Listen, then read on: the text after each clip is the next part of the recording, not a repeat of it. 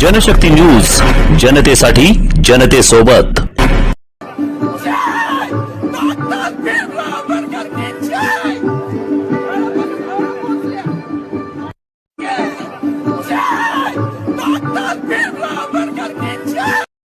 सगळ्यात प्रथम तर सगळ्यांना जय शिवराय, जय ज्योतिबा आणि जय भीम सगळ्यांना आणि जय संविधान।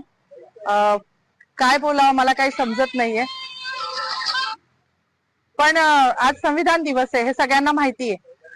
कुठल्या पण महापुरुषाने कुठल्या विशिष्ट जातीसाठी काम नाही केले आणि त्याच्यामध्ये स्त्रियांसाठी ज्यांनी काम केले ते माझ्यासाठी पुनर्जन्म देणारं व्यक्तिमत्व आहे। मग ते महात्मा फुले तर आहेच, ज्यांनी शिक्षण दिलं, त्यानंतर रघुनाथ कर्वे ज्यांनी संतती नियम देऊन स्त्रियांचं आयुष्य सुकर केलं, आणि तिसरे म्हणजे जे कायमच ज्यांना पिढ्यानपिढ्या त्यांचं ऋण फिटणार नाही असे डॉक्टर बाबासाहेब आंबेडकर, ज्यांनी हिंदू कोड बिल, म्हणजे आज मला शोकांतिका आहे की मी जेव्हा जय भीमचा नारा लावला तेव्हा मला पोलीस स्टेशनला घेऊन येणारी जी महिला होती तिला पण म्हटलं, बाई आज तुझी वर्दी घालून मला घेऊन चाली ना पोलीस स्टेशनला, हे पण त्या बाबासाहेबांची कृपा आहे बरं तुझ्यावर।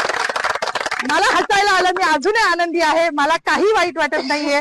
माझी नोकरी, माझं प्रमोशन मला काहीच कळत नाही, कारण माझ्या बाबासाहेबांनी हिंदू कोड बिलाचा जो राजीनामा दिला होता तो माझ्यासारख्या महिलांसाठी दिला होता।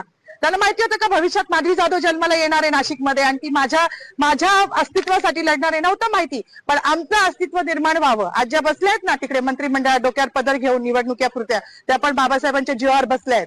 नाही तर विशिष्ट जातीने तेच काम करायचं असं लिहून ठेवलं होतं, चूल आणि मूल याच्या पलीकडे ह्यांच्या संविधानानुसार कुठला वाव स्त्रीला नव्हता। आणि ज्या संविधानाने आज मला ही ताकद दिली आहे त्या बाबाला जेव्हा हे संपवायला जात आहे तेव्हा त्यांची ही लेख तेवढ्याच निडरतेने उभी राहिली आणि ह्याचा मला खूप अभिमान आहे। जास्त काही बोलणार नाही। गिरीश महाजनांनी जो बाबासाहेबांचा अपमान केला आहे तो भरून निघण्यासारखा नाही, म्हणजे त्यांच्या दृष्टिकोनातून पाप धुवायला आता कुंभमेळा येतोय, तिथे जरी त्यांनी नदीत आंघोळ केली तरी तो धुतला जाणार नाही, इतकं मोठं पाप त्यांनी केलेलं आहे।